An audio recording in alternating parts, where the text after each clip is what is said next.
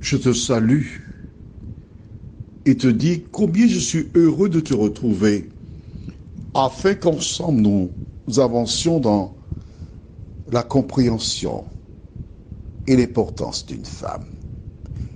Aujourd'hui, nous verrons le besoin d'une femme.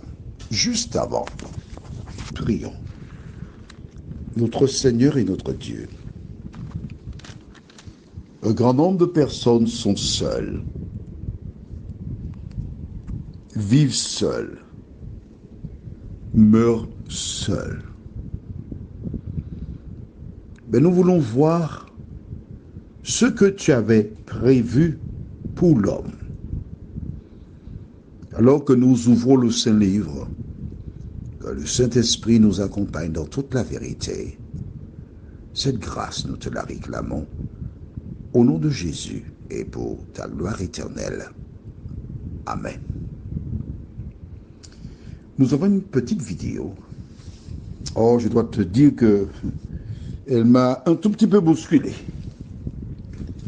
C'est un père qui cherche à faire marcher sa petite fille. Ce sont ses premiers pas. Et tandis que je regardais la vidéo, j'étais impatient. Parce que je trouvais que le père était un tout petit peu trop loin de la petite fille. Elle voulait marcher, mais elle avait peur. Et j'ai l'impression, même la conviction, que si le père était un tout petit peu plus près d'elle, elle aurait avancé. Mais elle va mettre les mains au sol pour venir à quatre pattes. Le père dit non, recommence, debout. Il insiste. Elle lui fait confiance. Et finalement, elle fait ses premiers pas. Elle est bien grande, hein? Mais elle fait ses premiers pas. Extraordinaire. C'est vrai que nous parlons de la femme, le tatouage et la Bible.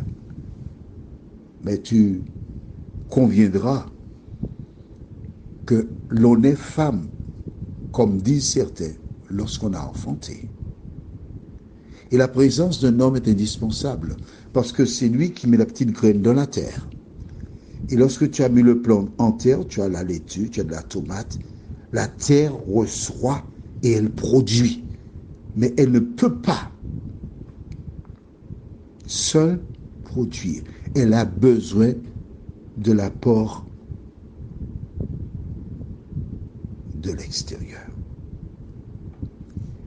Prenons la Bible dans le livre de Genèse chapitre 2 et nous lisons versets 18 à 20. L'Éternel Dieu dit, il n'est pas bon que l'homme soit seul.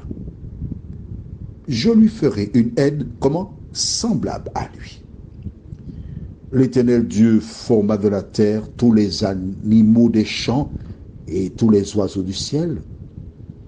Et il les fit venir vers l'homme pour voir comment il les appellerait. Et afin que tout être vivant porte le nom que lui donnerait l'homme. Et l'homme donna des noms à tout le bétail, aux oiseaux du ciel et à tous les animaux des champs. Mais pour l'homme, il ne trouva point d'aide semblable à lui. Imagine, et je t'invite à venir avec moi, assister à la nomination des animaux. Tous les animaux, c'est Adam qui leur donna un nom. Mais il notait qu'ils étaient par paire. Le chien, la chienne, etc. Il voyait comment le chat faisait avec la chatte. Mais il n'y avait aucune espèce qui lui ressemblait. Note bien que, de la même manière que Dieu a créé une fois pour toutes mâle et femelle pour les animaux, il aurait pu créer Adam et Ève. Non. Pourquoi? Premièrement, afin que cet homme, Adam, prenne conscience de l'importance de la compagne.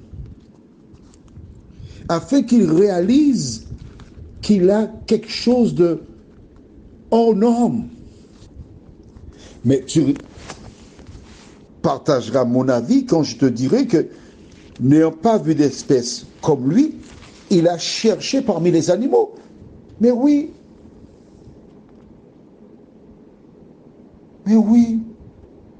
La fin du verset 20. Mais pour l'homme, il ne trouva point d'aide semblable à lui.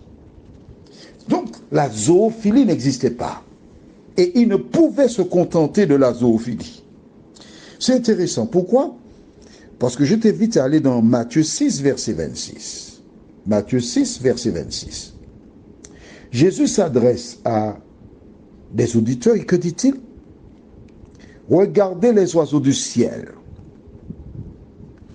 Ils ne sèment ni ne moissonnent.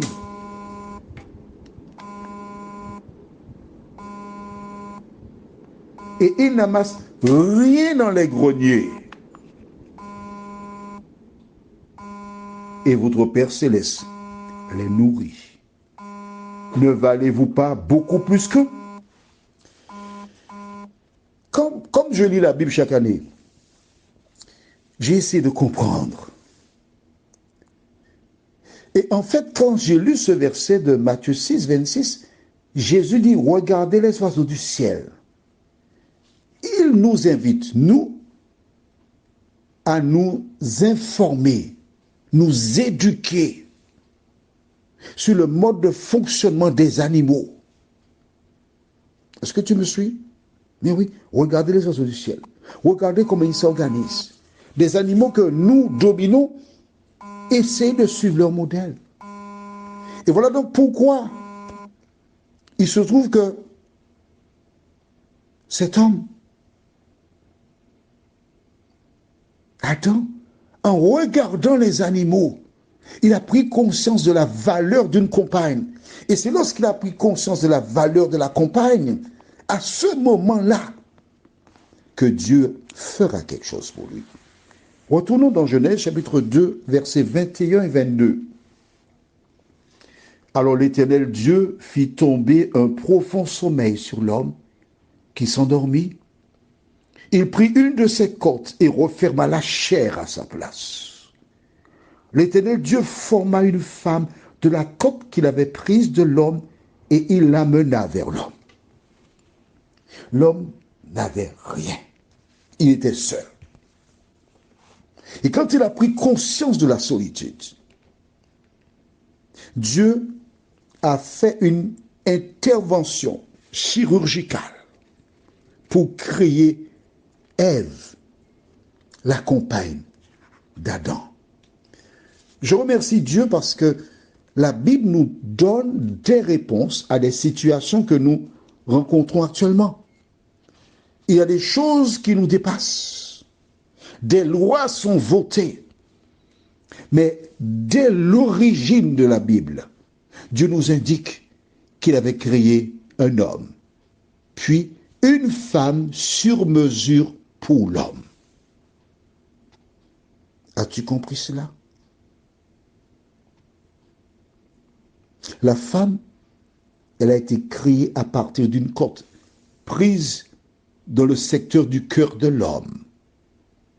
Un indice important en ce qui concerne l'amour. Prions, notre Seigneur et notre Dieu. Nous sommes heureux de comprendre à travers ta parole combien il est indispensable de nous laisser conduire par le Saint-Esprit. Adam a noté la difficulté de ne pas avoir une compagne. Les animaux n'avaient, sauf lui. Et c'est à ce moment qu'il s'est tourné vers toi, Seigneur. Sans même te demander, tu as voulu qu'il prenne conscience qu'il avait besoin d'une aide afin qu'il soit épanoui. Merci pour ta parole. Merci de continuer de nous aider à avancer avec toi au nom de Jésus et pour ta gloire éternelle. Amen.